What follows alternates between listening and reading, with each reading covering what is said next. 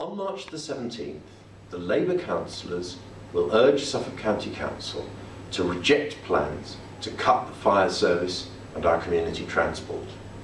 We believe there's a real chance we can win one or both of those votes. Like with our budget amendment last month, I'm expecting to get support for both motions from all the other opposition councillors. The fire service and community transport were important parts of our budget amendment. We lost that amendment by 4 votes because all bar one of the Conservative group attended the meeting and every one of them voted against the amendment.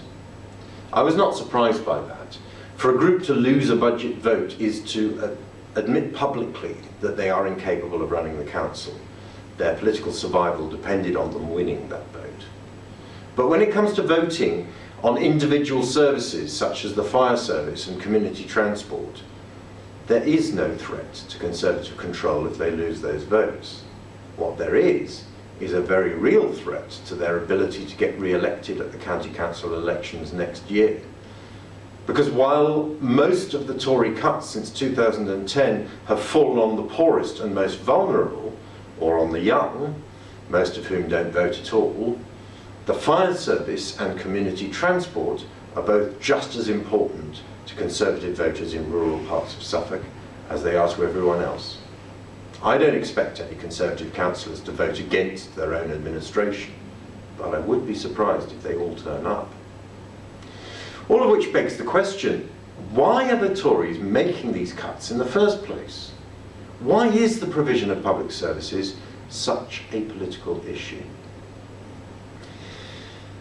The feudal system in Europe was remarkably strong and long-lived, and I think that was because it was based on the model of the family. In general, people do not like a political system based on having to choose between candidates who disagree about things. What they want is someone who agrees with everything that they think, and who will be a father figure or mother figure who everyone can be loyal to. The Conservative Party represents itself to voters as the guardians of the security that people feel from conforming to authority and maintaining a stable society. However, what I think we can and need to show is that far from maintaining a society which benefits all, the Conservative Party is an agent for big business and the very rich, taking power and money away from the state, both national and local, and handing it to rich individuals and the shareholder companies and financial institutions that act on their behalf.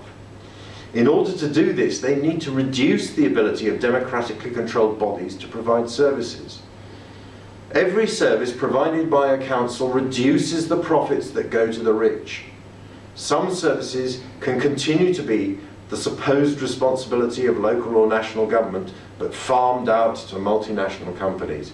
But even this model does not really fit the Conservative purpose, because the services have to be provided to everyone. The rich cannot benefit disproportionately from them in the way that they do from the market. And because they have to be paid from taxation, they do not represent a way of transferring wealth and power away from the majority and into the hands of the rich. This is particularly true of local government. The Duke of Ivy may only be paying 3 times the council tax of a couple in a flat in Ipswich, but at least he's paying it, whereas the very rich largely avoid income tax altogether. But the real motivation for the Tories is their fundamental opposition to a society which involves everyone equally in determining their future. It's not just about wealth, it's about power. Like the barons in the Middle Ages, they do not want a state which serves all the king's subjects, just a state which serves their own purposes.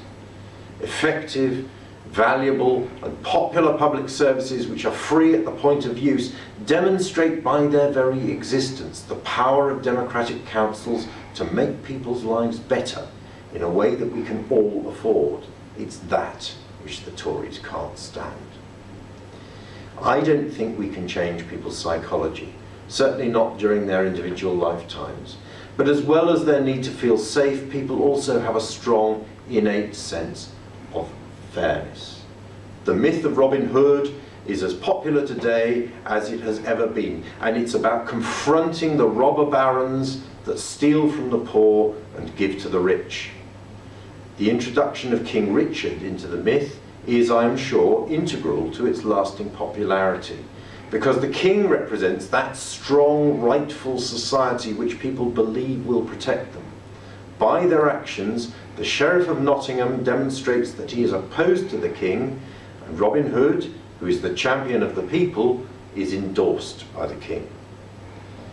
The fire service, like the police, the armed forces, and to an extent now the National Health Service as well, are beacons of a society which is there to protect people.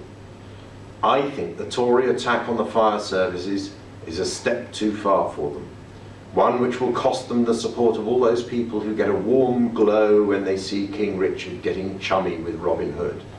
That may not be the way I feel about society, but it is one which I believe we can and must tap into.